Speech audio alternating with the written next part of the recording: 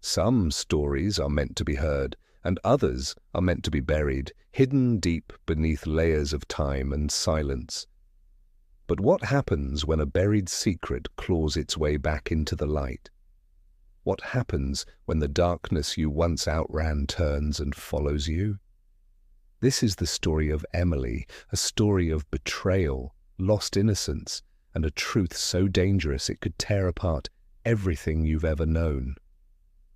Listen closely, because some truths are not just secrets, they are weapons. And once you know them, there's no turning back. Brookhaven was a quiet town, the kind of place where nothing truly ever changed, where time moved slowly, and the only real excitement came from the town's annual fair, or when someone got a new car. It was the kind of town where everyone knew each other's business but never asked too many questions. Everyone, that is, except Emily. She was the outsider, the dreamer, the one who always looked beyond the horizon. People in town spoke about her in whispers. Some admired her for her curiosity, others scorned her for the very same reason. Emily didn't belong in Brookhaven, not really. On one ordinary summer evening, when the air was thick with the smell of fresh-cut grass and the crickets chirped their usual lullaby, Emily left her house. It was nothing unusual. She'd been running errands for her mother, making a stop at the bakery for bread and flowers for the table. Her mother smiled at her as she left, a quiet gesture of comfort in their otherwise silent home. She said she would be back soon, but she never came back. As the hours passed and the sun dipped below the horizon, the sense of unease crept in. Her mother waited and waited. The first phone call to the police was made at 9:30 p.m. By 11 p.m. the whole town was in a frenzy. Search parties were formed, but Emily was nowhere to be found, not a trace, not a single clue. No one in Brookhaven could understand it. No one could explain it. She had vanished into thin air, as if the ground had opened up and swallowed her whole. The days following Emily's disappearance were full of unanswered questions and frustration. The police scoured every inch of Brookhaven, searching every alley, every house, every piece of land. The search turned into something more desperate each day. Dogs were brought in, volunteers combed the woods, the lake was dredged. But nothing, no sign, no leads, no clue. It was as though Emily had stepped into another world entirely, and no one had the key to find her. The case went cold. The days turned into weeks, the weeks into months, and soon Emily was nothing more than a memory, a name in the cold case files that no one wanted to touch. Brookhaven, in its usual fashion, moved on. But not Detective Jake Lawson. Jake couldn't shake the feeling that something was wrong. Emily's disappearance wasn't an accident. It wasn't a random event. There was something more at play. He couldn't prove it, but he could feel it, down to his bones. Jake couldn't let go, so he kept digging long after the others had given up. He started looking into the families of those closest to Emily, her friends, her neighbors. He even dug into her past, searching for any indication of a threat, something that might explain why she disappeared so suddenly. But that's when he found it. A name, a connection, something no one had noticed before. It wasn't just Emily's disappearance, it was a pattern. It was late one night when Jake received a phone call that changed everything. The clock read 2:30 a.m. when the phone rang. Jake wasn't expecting anyone. He was alone, hunched over his desk, sorting through stacks of paperwork. "Detective Lawson, I know what happened to Emily.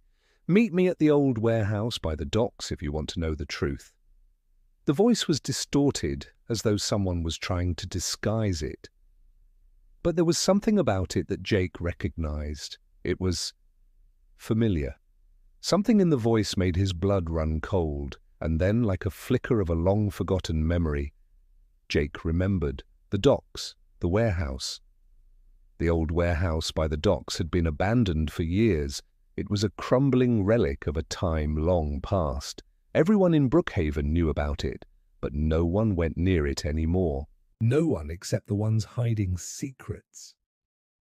Jake grabbed his coat, his gun, and without another thought, he rushed out into the night, the air cold and sharp against his skin. He drove through the empty streets, his headlights casting long shadows against the walls of the houses that passed by. When Jake arrived at the warehouse, the night seemed to hold its breath. The dock was quiet, still. The only sounds were the soft lapping of water against the wooden pilings. The warehouse loomed in the distance, its silhouette dark and imposing under the moonlight. It was almost as if the building itself was holding a secret, waiting for Jake to uncover it. He stepped out of his car and approached the warehouse slowly.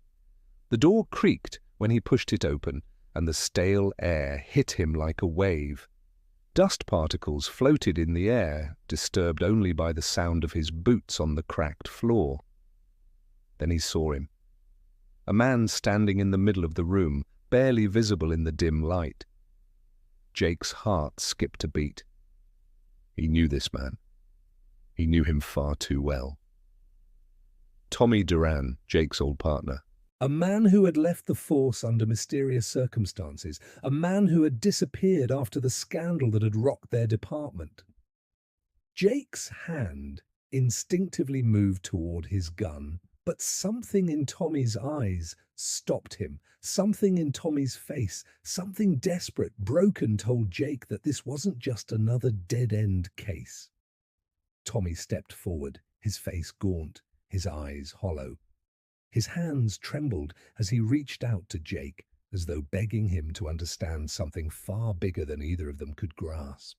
"Jake, I didn't want this. I didn't want any of this. But I couldn't stop it. I couldn't protect her." What Tommy said hit Jake like a punch to the stomach. He had to brace himself to hear it, but he knew this was no ordinary confession. Tommy wasn't just talking about his own mistakes. He was talking about something far darker. There was an organization, a secret group, operating behind the scenes, pulling the strings of everything in the world. They had their fingers in every pie, politics, business, the media. No one was safe from them. No one. And Emily had discovered their secret. Emily had found something she wasn't supposed to find. She had uncovered files, documents that proved the existence of the organization and its far-reaching influence. She had discovered how deep the corruption went.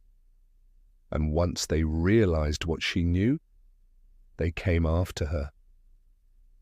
They didn't just want her dead, they wanted her silence. Emily had been running for months, and Tommy had been dragged into it, whether he liked it or not, but he didn't have a choice. Just as Tommy finished his confession, the sound of footsteps echoed from the doorway. Someone was coming. Jake's hand went to his holster, his heart racing. The door opened slowly, the hinges groaning under the weight of whatever was coming. And then another figure stepped into the room, tall, dark, his face hidden by the shadows. Jake knew immediately that this was not just a random person, this was someone from the organization. Tommy grabbed Jake's arm, his grip was cold, desperate. "We need to move now," he whispered, but it was too late. The door slammed shut behind them and they were trapped. Emily stepped from the shadows, but this wasn't the same Emily Jake remembered. Her eyes were cold, empty. The girl he had once known had been replaced by something else, something darker. She had joined the organization, she had become one of them, and now she was their weapon. Emily looked at Jake. Her voice was icy, detached. "You shouldn't have come," she said. "This is bigger than you, bigger than us." Jake realized with a cold shiver down his spine that Emily had never been the victim. She had always been a part of the plan, and now it was too late. Jake didn't know what to do. He was out of options. Emily was lost to him. Tommy was no longer the man he once knew. And the organization, they were always watching. In the end, Jake was forced to make a choice. But there was no real choice. In a world like this, sometimes the only way to survive is to become a part of the darkness. And so, Jake Lawson disappeared. The case was closed, the truth buried. But some secrets are never truly hidden. They just wait. Wait until someone dares to dig them up again. And that, my friends, is the story of the silent witness.